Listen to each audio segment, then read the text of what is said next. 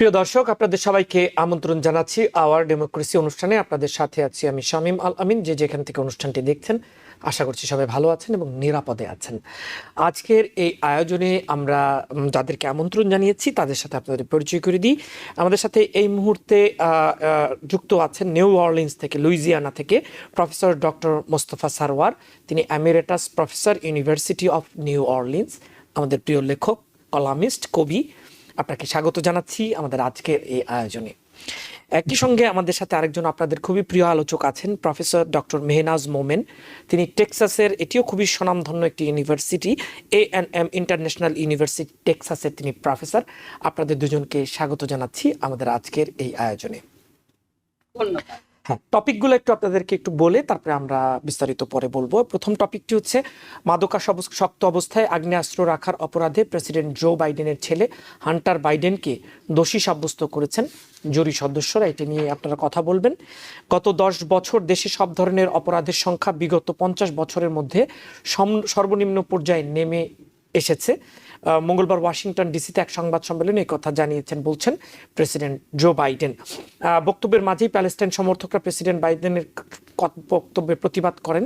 প্যালেস্টাইনিদের উপর ইসরায়েলি গণহত্যার অভিযোগ আনা হয়েছে। এই সময় প্রেসিডেন্ট বাইডেনের সমর্থকরা তার পক্ষে স্লোগান দেন তখন। তো এটি একটি বিষয়। এরপর জাতিসংঘ নিরাপত্তা পরিষদে পাশ হওয়া যুদ্ধবিরতির প্রস্তাবে সম্মত হামাস, এবং এ নিয়ে বিস্তারিত আলোচনার জন্য তারা প্রস্তুত বলে জানা গেছে। এটি আরেকটি খবর। এরকম আরও বেশ কয়েকটি খবর আছে যেগুলো নিয়ে আমরা আলোচনা করব।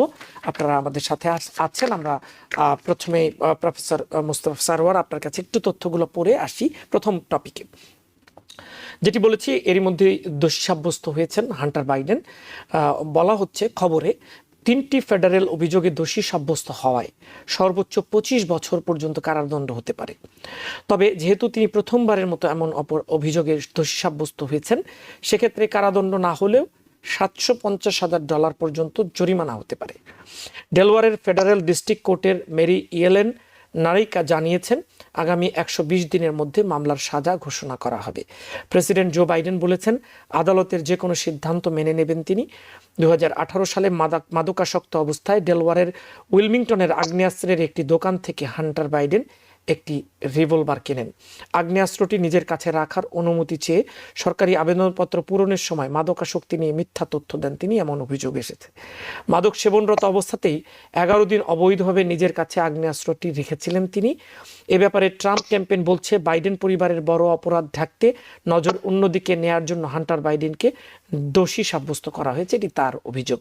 তো মোটামুটি তথ্য তো আপনার সামনেই। ডক্টর মোস্তফা সারওয়ার, আপনার বিশ্লেষণ।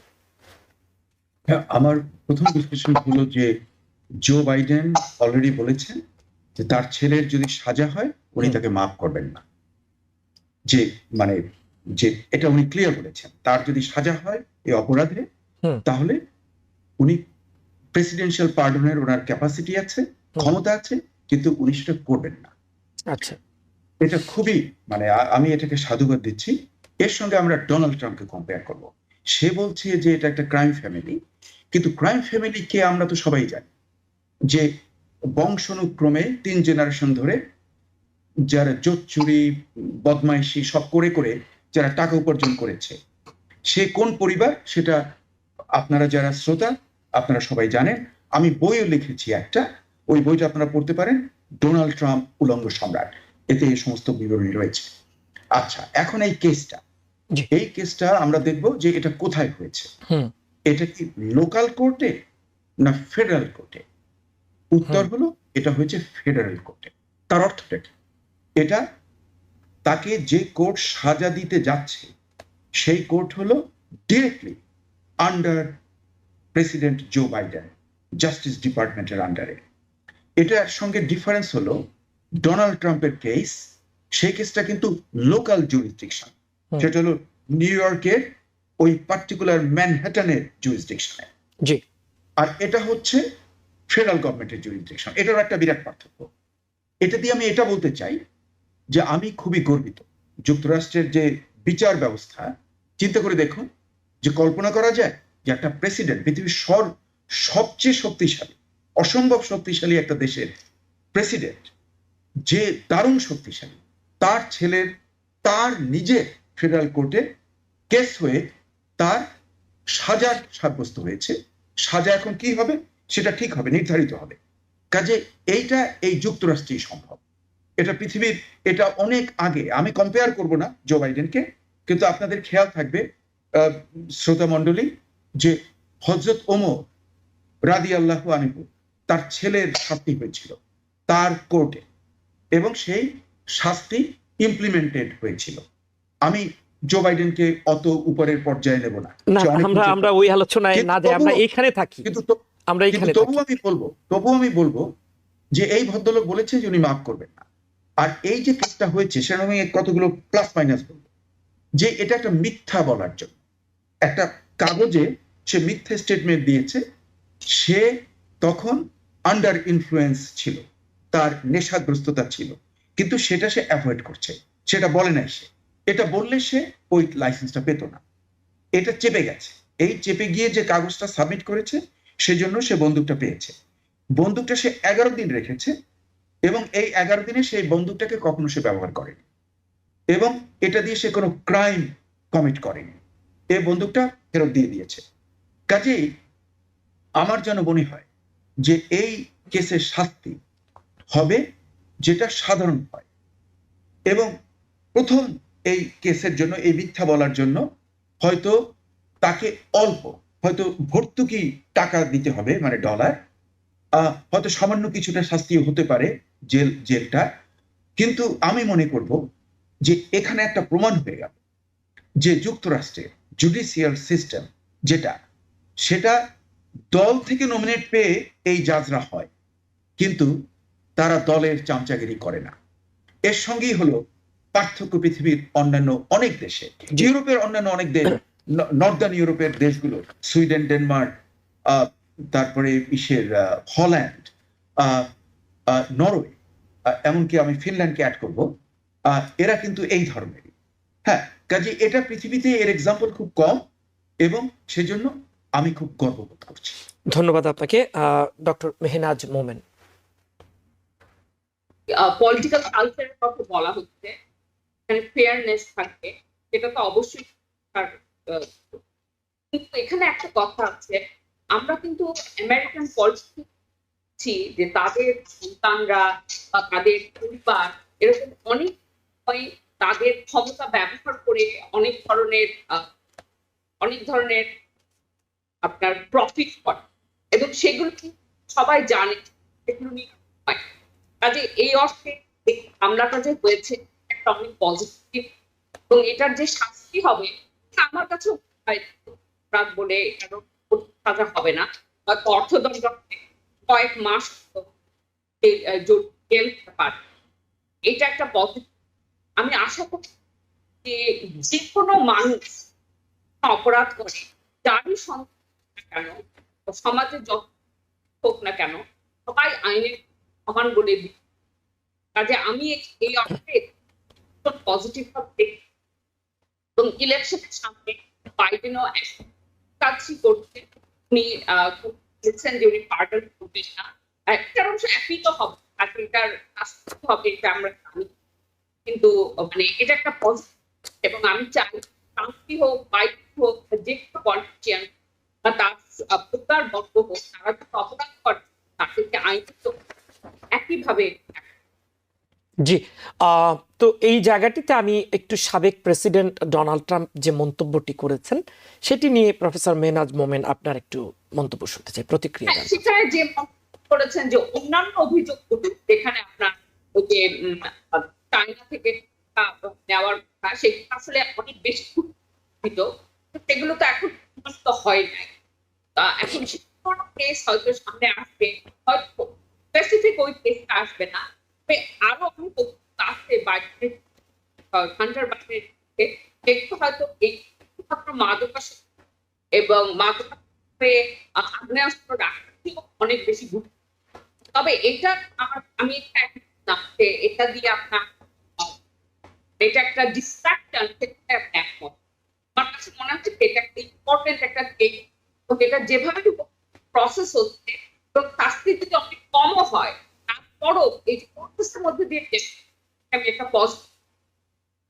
জি, ধন্যবাদ আপনাকে। আমরা একটু প্রফেসর মুস্তফা সরোয়ার আপনার কাছে জানতে চাই যে হান্টার বাইডেনের বিরুদ্ধে ট্যাক্স সংশ্লিষ্ট আরেকটি মামলা রয়েছে। সেপ্টেম্বরের শুনানি এটি শুরু হবার কথা। ওই মামলায় দোষী সাব্যস্ত হলে হান্টারের বড় শাস্তি হওয়ার সম্ভাবনা বা ঝুঁকির কথা অনেকে বলছেন, এবং এই মামলাগুলো হয়তো আপিল এবং শাস্তি ঘোষণা সব মিলিয়ে প্রেসিডেন্টের নির্বাচনের পর পর্যন্ত গড়াতে পারে আর কি। যদি পরবর্তী প্রেসিডেন্ট সাবেক প্রেসিডেন্ট ডোনাল্ড ট্রাম্প হন, এটা একটা হাইপোথেটিক্যাল কোয়েশ্চেন, কিংবা না হন, এই সার্বিকভাবে আসলে এই পরিস্থিতি কি দাঁড়াবে? Because people sneeze. Because not everyone washes their hands. Because kids touch a lot of things. Set a date to get your COVID shot and RSV if eligible. Because if you're wondering, should I get my COVID shot? Think about other people. Learn more at nj.gov/health/vaccines. এবং এটা যেহেতু under বিচার sub judice, আমি কোনো এর পক্ষে কিংবা বিপক্ষে বলবো না, কিন্তু একটা জিনিস যে আবার যুক্তরাষ্ট্রের যে জুডিশিয়াল সিস্টেম তার নিজের গতিতে চলে এবং সেখানে নির্ভর করে না যে এই কোনো গরিব লোক না প্রেসিডেন্টের ছেলে না বড় লোক, ইট ডাজন্ট ম্যাটার। অপরাধ করলে পরে তার জন্য যে সাজা হওয়ার সম্ভাবনা রয়েছে এবং কেস হয়, সেটাই আবার এখানে প্রমাণ হলো। আর যদি এই কেসে, মানে এই যে সেকেন্ড যে কেসটা বললেন, খুবই গুরুত্বপূর্ণ কেস, এই কেসে যদি দুটো হতে পারে, তার সাজা হতে পারে, সাজা নাও হতে পারে। সাজা না হলে তো হয়েই গেল, আর সাজা যদি হয় তখন দুটো possibility. If Biden is the president, উনি অলরেডি বলে দিয়েছেন যে উনি ক্ষমা করবেন না, উনি প্রেসিডেন্সিয়াল পার্ডন করবেন না। আর যদি ডোনাল্ড ট্রাম্প হয়, সে তো করবেই না, তখন একে মানে বেশ ভালো রকম জেল খাটতে হবে। কিন্তু প্রশ্ন হলো যে এই ডোনাল্ড ট্রাম্প যদি প্রেসিডেন্ট হয়, সে একে সাজা দেবে, কিন্তু যে ক্রিমিনাল গুলো আমাদের রাজধানী মানে ওয়াশিংটন ডিসির যে ক্যাপিটাল হিল যে আক্রমণ করেছে, ওদের সবাইকে সে ক্ষমা করে দেবে। ওর ছেলে মেয়ের বিরুদ্ধে যে কেস আছে সেগুলো সে ক্ষমা করে দেবে, নিজকে সেলফ পার্ডন করে ফেলবে যদি সম্ভব হয়। কাজে আমরা তুলনা করছি কিন্তু একটা দুটো খুবই ডিফারেন্ট টাইপ অফ পার্সোনালিটির সঙ্গে। একজন হলো একদম মানে আমি তাকে একদম পার ক্রিমিনাল বলবো না, কিন্তু তার বিরুদ্ধে অনেক ক্রিমিনালিটির এলিগেশন রয়েছে, অনেক আলোচনা রয়েছে, অনেক ঘটনা ঘটেছে বলে অনেকেই মনে করেন, এবং সেটা কিন্তু অনেকগুলো কেসও চলছে। কাজেই ব্যাপারটা অনেক পার্থক্য। আমি মনে করি যে যেটা ন্যায্য হবে, যদি মানে হান্টার বাইডেন কোনো অপরাধ করে থাকেন ট্যাক্স রিলেটেড, এবং যেটা জুডিশিয়াল জাজমেন্টে আসবে, সেটাকেই ইমপ্লিমেন্ট করা উচিত। কারণ যুক্তরাষ্ট্র আইনের দেশ। জি, নিশ্চয়ই আইনের গতিতে চলবে। এখন আমি এই একই প্রসঙ্গে প্রফেসর মেহনাজ মোমেন, আপনি যদি যুক্ত করতে চান, তারপরে আমরা আরেকটি প্রশ্নে যাব। একই প্রসঙ্গ কিন্তু একটু ভিন্নভাবে একটু আলোচনা করব। আচ্ছা, আমি অবশ্য একটা আশাবাদী না যে যুক্তরাষ্ট্রে সবসময় আইনের তার একজন নিরপেক্ষ, কারণ আমরা অনেক প্রমাণ আছে যে আপনার প্রতিষ্ঠাশালী ব্যক্তিরা বা তার পরিবারবর্গ থাকবে, কাজে সেই কারণে আমি এটা কিন্তু আমার কাছে ইলেকশনের টাইম ইম্পর্টেন্ট। তো এই এখন যেই আপনার নভেম্বর, হ্যাঁ, সেখানে আপনার ওপেন করবে ক্ষমতায়। এই সময় যদি ট্রাম্প, ফর্মার প্রেসিডেন্ট ট্রাম্প ক্ষমতায় থাকে, তাহলে আমার কাছে সেখানে কোর্টের দায় অনেক কঠিন একটা কাজ থাকবে। তো বাইডেন হয়তো এরকম হবে না, এবং শুধু আফটার বাইডেন ট্রাম্পের বিরুদ্ধে ইন্ডাইটমেন্ট আছে, সেটাও আমার ইলেকশনের রেজাল্ট অনেক। আচ্ছা, আপনার কাছে আমার আরেকটি প্রশ্ন। এই মানে সাবেক প্রেসিডেন্ট ডোনাল্ড ট্রাম্পের বিরুদ্ধে যেসব চলমান মামলা, সেসব মামলার ক্ষেত্রে কিন্তু আমরা দেখছি যাই ঘটছে তার সমর্থকদের মধ্যে কোনো প্রভাব অন্তত জরিপে বা কোনো জায়গায় দেখা যাচ্ছে না। কিন্তু যদিও আমরা জানি যে পরিবারের যে কোনো সদস্যের অপরাধ কিন্তু ওই ব্যক্তির অপরাধ নয়, তো তারপরেও যেহেতু পরিবারের বিষয়গুলো সামনে এলে এটি কি জনমনে কি কোনো প্রভাব ফেলতে পারে এবং এটি কি নির্বাচনের উপরে কোনো প্রভাব আসবে বলে মনে করেন? আমার মনে হয় না, কারণ আপনি যদি এখন দেখেন, আমি দেখছিলাম যে যদিও বাইডেন এখনো সামগ্রিকভাবে ট্রাম্পের থেকে পিছিয়ে আছেন, পোল যা বলছে, কিন্তু আপনার ব্যাটল গ্রাউন্ড স্টেট গুলোতে কিন্তু একটু ভালো করছেন। প্লাস উনি যে সিদ্ধান্তটি নিয়েছেন যে উনি পার্ডন করবেন না, এবং উনি বারবার এখানে বলছেন যে হ্যাঁ আমার ছেলে অপরাধ করেছে, আমি প্রেসিডেন্ট হতে পারি কিন্তু আমি তো বাবা, আমি সবসময় তার পাশে থাকবো। এগুলো কিন্তু আমার কাছে মনে হয় যে মানুষের মনে বাইডেনের মানে প্রেসিডেন্ট বাইডেনের জন্য কোনো নেগেটিভ আপনার মানে প্রভাব ফেলবে না। আমার কাছে মনে হয় না যে হান্টার বাইডেনের যাই আপনার রায় আসুক না কেন, সেটাতে বাইডেনকে কে ভোট করবে না না করবে সেটা দিয়ে প্রভাবিত হবে। ধন্যবাদ আপনাকে। আমার মনে হয় একই বিষয়ে প্রশ্নটা মুস্তাফা সারোয়ার আপনার কাছে। একটু সাইলেন্ট আছে। হ্যাঁ জি শুনছি। পিতা হিসেবে তার স্নেহ রয়েছে দারুণ, কিন্তু যে আইন ভঙ্গ করলে তার শাস্তি হবে, যে এই যে চরিত্রের বৈশিষ্ট্য, সেটা তো খুবই সাধুবাদ দিতে হবে। এবং সাধারণ জনগণ মানে ভোটাররা, যে ভোটাররা যে মাগা ভোটার, ওরা তো কখনোই বাইডেনকে ভোট দেবে না, কিন্তু যারা ইন্ডিপেন্ডেন্ট এবং যারা তাদের বিবেককেই করে, Hunter Biden is an adult separate entity. তার অপরাধে বাইডেনের তো কোনো কিছু নেই। হ্যাঁ, আর বাইডেন তো কোনো রকম ইনফ্লুয়েন্স করছেন না, বরং উনি বলছেন উনি পার্ডন করবেন না। তাতে আমি মনে করি যে ভোটের ব্যাপারে কোনো হবে না, কোনো পার্থক্য হবে না। ধন্যবাদ জানাচ্ছি। আরেকটি নিউজ এসেছিল, সেটিও হয়তো আপনাদেরও চোখে পড়েছে, সেটি হচ্ছে সাবেক প্রেসিডেন্ট, যেহেতু আমরা এই আগ্নেয়াস্ত্র ব্যাপারটি নিয়েই কথা বলছি, সেটি হচ্ছে ট্রাম্পের বন্দুকের লাইসেন্স বাতিল করা হতে পারে। প্রফেসর মুস্তাফা সারোয়ার, হাসমানি মামলার রায়ে দোষী সাব্যস্ত হওয়ার কারণে রিপাবলিকান প্রার্থী ডোনাল্ড ট্রাম্পের ব্যক্তিগত বন্দুকের লাইসেন্স বাতিল করা হতে পারে বলে জানিয়েছেন নিউ ইয়র্ক পুলিশ ডিপার্টমেন্টের একজন মুখপাত্র। নিউ ইয়র্ক পুলিশের এই মুখপাত্রের বরাতে এনবিসি নিউজ জানিয়েছে, হাসমানি মামলার 34টি অপরাধের রায়ের পরেই নিউ ইয়র্ক সিটিতে ব্যবহারের জন্য ট্রাম্পের ব্যক্তিগত বন্দুকের লাইসেন্স স্থগিত করা হয়েছে। নিউ ইয়র্কের আইন অনুযায়ী কোনো ব্যক্তি ফৌজদারি মামলায় দোষী সাব্যস্ত হলে প্রায় ব্যক্তিগত বন্দুকের লাইসেন্স বাতিল করা হয়। তো এইটি প্রায়ই করা হয়, তার মানে আমার মনে হচ্ছে সংবাদের ব্যাপারটা শুনে মনে হচ্ছে সবসময় করা হয় কিনা আমি জানি না। এইটি একটু আলোচনায় আনবেন প্রফেসর মুস্তাফা সারোয়ার। হ্যাঁ, এটা যে একটু কন্ডিশনাল স্টেটমেন্ট আপনি বললেন যে হয়, মানে সর্বত্র হয় সেটা বলা হয়নি। তার কারণ বিভিন্ন স্টেটে বিভিন্ন ল আছে। যেমন ধরুন যে ডোনাল্ড ট্রাম্পের যে কেসটা, সেটা নিউ ইয়র্ক স্টেটে, আবার ফ্লোরিডাতে হলে আর এক ধরনের, টেক্সাস হলে আর এক ধরনের। ক্রিমিনালিটি থাকলে, মানে ক্রিমিনাল কেসে ইনডাইটেড হয়ে সাজা হয়ে যাওয়ার পরও কোনো স্টেট এটাকে মানে অতটা কেয়ার করে না। মানে যারা খুবই গান নিয়ে যারা খুব অহংকার করে, গানের মানে বিচরণ কোনো বাধা নেই, ওই সব স্টেটগুলোতে আইনটা একটু ভিন্ন ধরনের, সেই জন্য এটা হচ্ছে। আমার যেন মনে হয় যেন নিউ ইয়র্কে তো সে রাখতে পারবেই না, এবং আরো অনেক স্টেটে, কিন্তু I am not sure about Florida. ফ্লোরিডার আইনটা আমি জানি না। আমার মনে হয়, ধন্যবাদ আপনাকে। এটা হচ্ছে যদিও সাবেক প্রেসিডেন্ট, মানে সংবাদ অনুযায়ী শেষ কবে তিনি নিজের হাতে বন্দুক ধরেছেন এটি কোনো তথ্য কেউই জানাতে পারেনি, এটি লাগবে কিনা তার আদৌ। 2015 সাল থেকে ট্রাম্প সিক্রেট সার্ভিসের সুরক্ষার মধ্যে আছেন, বর্তমানে একজন সাবেক প্রেসিডেন্ট হিসেবেও আছেন। সে সময় মানে 2015 সালের কথা বলছি, তিনি প্রেসিডেন্ট পদে রিপাবলিকান দলের মনোনীত প্রার্থী হিসেবে চূড়ান্ত হয়েছিলেন। সাবেক প্রেসিডেন্ট ট্রাম্পের প্রচার ক্যাম্পেইন এই বিষয়ে কোনো মন্তব্য করেনি। তো যেখানে এনআরএ আনুষ্ঠানিকভাবে নির্বাচনের জন্য সাবেক প্রেসিডেন্টকে সমর্থন জানায়, বক্তৃতায় ট্রাম্প বন্দুকের মালিকদের তাকে ভোট দেওয়ার জন্য আহ্বান জানিয়েছেন। এই বিষয়গুলো নিয়ে একটু আমার মনে হয় ডক্টর মেহনাজ মোমেন। হ্যাঁ, এখন রিপাবলিকান পার্টি তো একটা আইডিওলজি যে গান ল, কোন রকমের গান ল করে মানুষের আগ্নেয়াস্ত্র রাখার যে অধিকার, তাকে কোনোভাবে খর্ব করা যাবে, এটা একটা অনেক বড় দিক। এবং এখন যখন রিপাবলিকান পার্টি অনেক রাইটে চলে গেছে, এটা একদম তাদের একটা সেন্টার পজিশনে চলে। ট্রাম্প নিজে হয়তো, আমি ঠিক জানি না, অন্য রিপাবলিকান প্রার্থী অনেক সময় গানের কথা বলেন, ট্রাম্পের অভিজ্ঞতা বলেন, ট্রাম্পের কথা নিজে এরকম না, কিন্তু অবশ্যই উনি ভোটারদের চান তারা আনুন।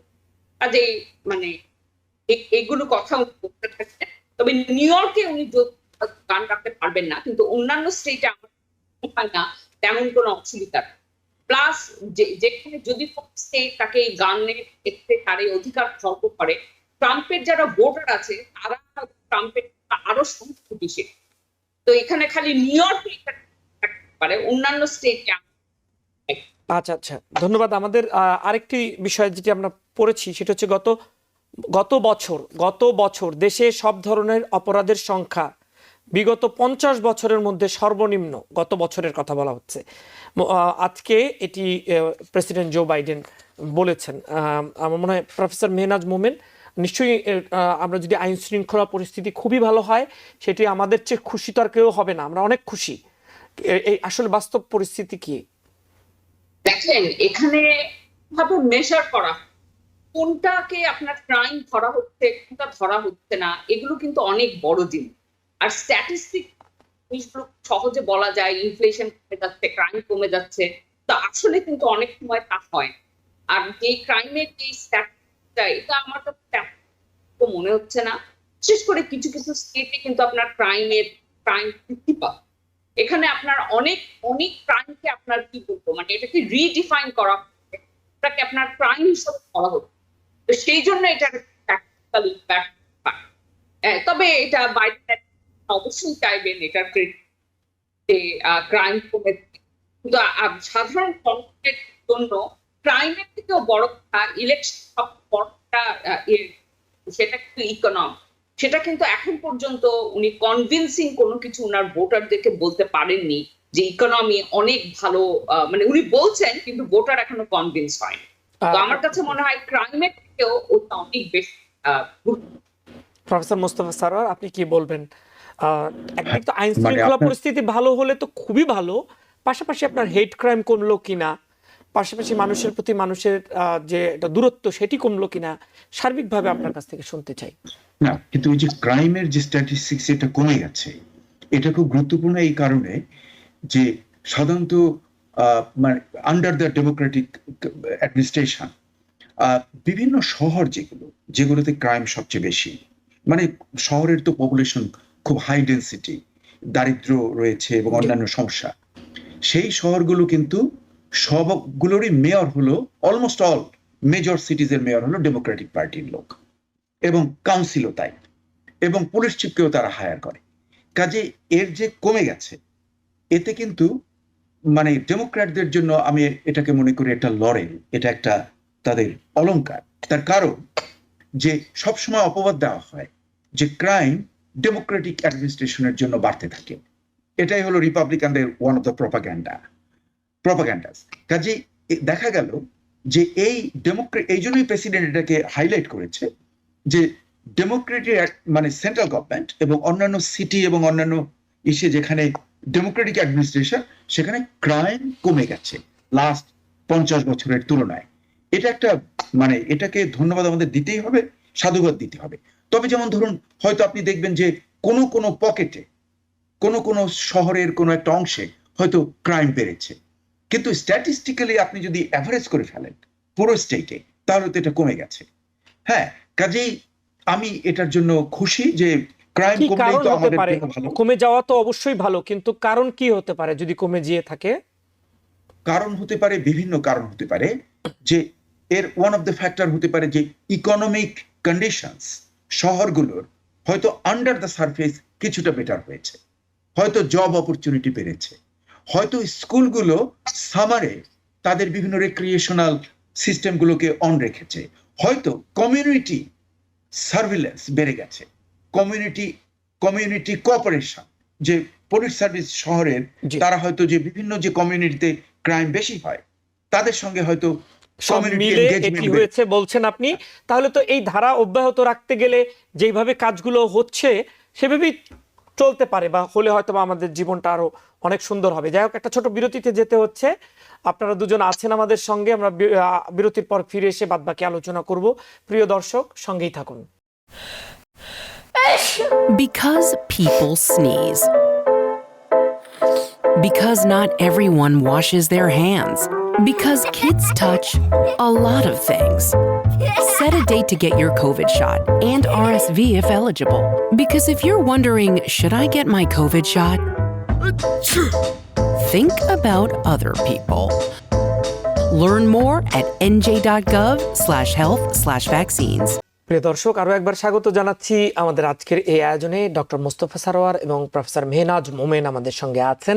মধ্যপ্রাচ্য পরিস্থিতি নিয়ে কথা বলবো, একটু তথ্য তুলে ধরে। আমি প্রফেসর মোস্তফা সারোয়ার আসছি আপনার কাছে। জাতিসংঘ নিরাপত্তা পরিষদে পাশ হওয়া যুদ্ধবিরতির প্রস্তাবে সম্মত হয়েছে হামাস এবং এ নিয়ে বিস্তারিত আলোচনার জন্য তারা প্রস্তুত বলে জানিয়েছে তারা। মঙ্গলবার হামাসের ঊর্ধ্বতন কর্মকর্তা সামি জুহরির বরাত দিয়ে বার্তা সংস্থা রয়টার্স এই তথ্য জানিয়েছে। জুহরি বলেছেন যে যুদ্ধবিরতি বিষয়ক প্রস্তাবের সকল ধাপ ইসরায়েল সুস্পষ্টভাবে মেনে চলবে কিনা তা ওয়াশিংটনকে নিশ্চিত করতে হবে।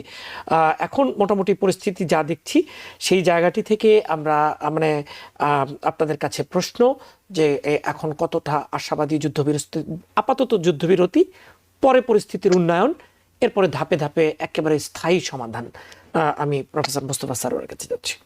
হ্যাঁ, লেটেস্ট যেটা ডেভেলপমেন্ট হয়েছে সেটা হলো যে হামাস থেকে অফিসিয়ালি কতগুলো অ্যামেন্ডমেন্ট দেওয়া হয়েছে, কিন্তু অ্যামেন্ডমেন্টগুলোর ডিটেল আমি এখনো আমার চোখে পড়েনি। আমি চেষ্টা করেছিলাম যে ডিটেল জানার জন্য, কিন্তু ডিটেল দেওয়া হয়নি। কিন্তু কিছু অ্যামেন্ডমেন্ট আসছে যেটা যুক্তরাষ্ট্রের গভর্নমেন্ট ইজ লুকিং ইনটু ইট, দেখছে যে এই অ্যামেন্ডমেন্টগুলো কোনটা কোনটা কিভাবে অ্যাকসেপ্ট করা যায়।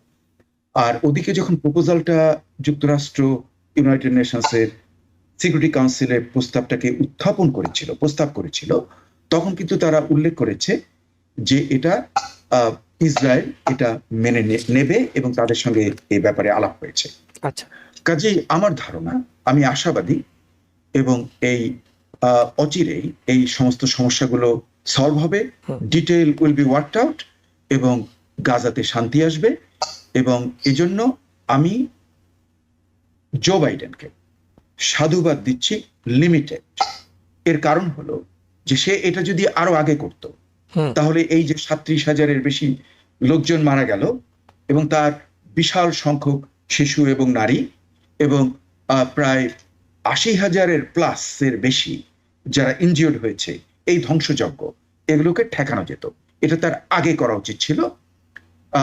যেহেতু সেটা আগে করেনি, এর জন্য তাকে অপবাদ দেব, আর তাকে আমি লিমিটেড সাধুবাদ দেব।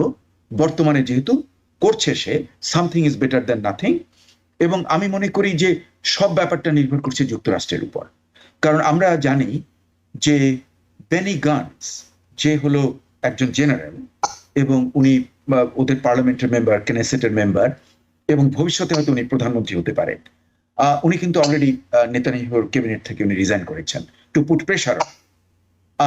এবং নেতানিয়াহু সমস্যা হলো যে সে যদি যুদ্ধ না চালায় এবং নির্বাচন সে দিতে বাধ্য হবে, তাহলে কিন্তু সে হেরে যাবে এবং তার নামে ইসরায়েলের ভেতরে কেস রয়েছে, সে জেলে যাবে।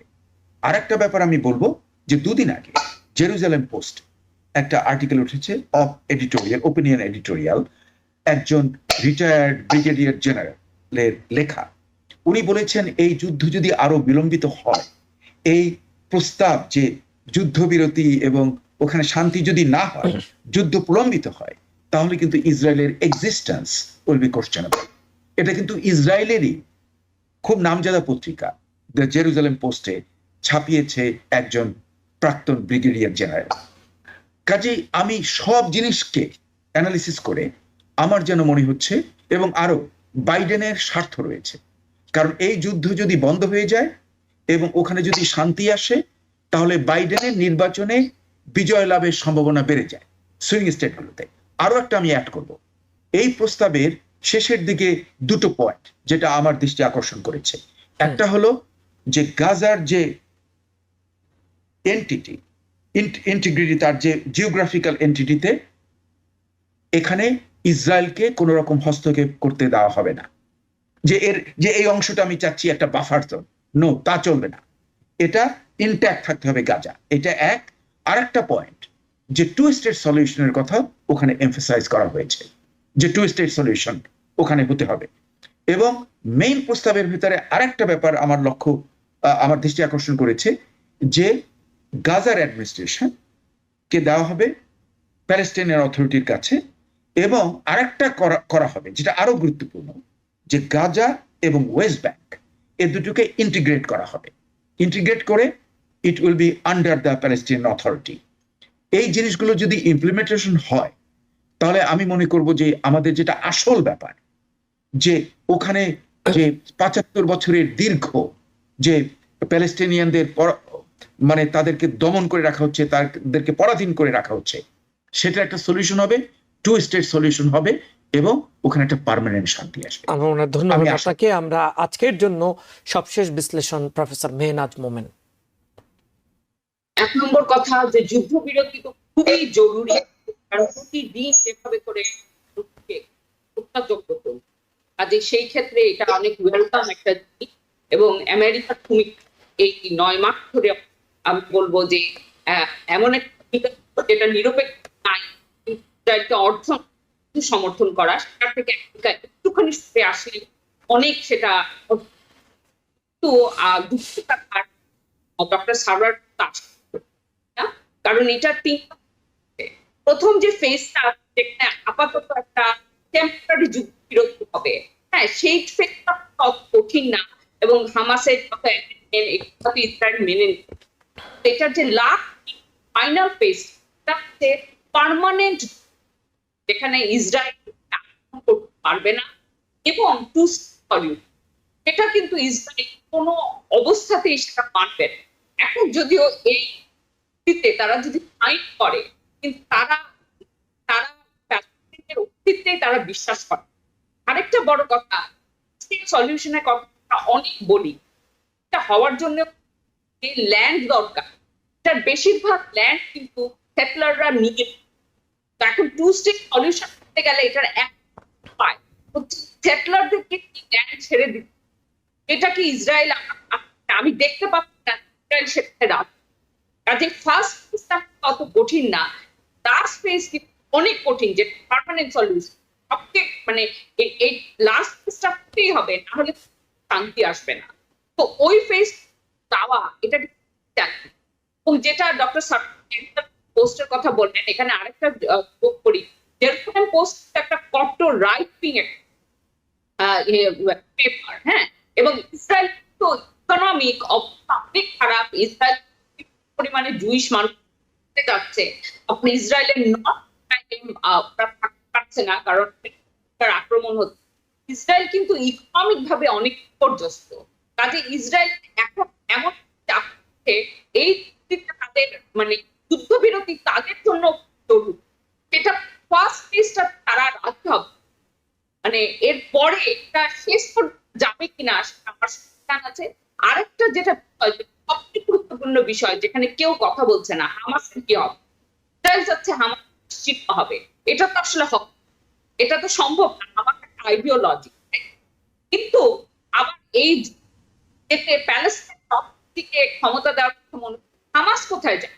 হামাস অ্যাকচুয়ালি এখন তাদের অবস্থান প্যালেস্টাইনে, মানুষের মনে তাদের অবস্থান অনেক সুদৃঢ়, কারণ এই ৭৫ ইতিহাসে তারা এমন একটা, তারা প্রতিরোধ করছে, তারা যে রেজিস্ট্যান্স দেখে আছে ইসরায়েলের, এটা কিন্তু আরো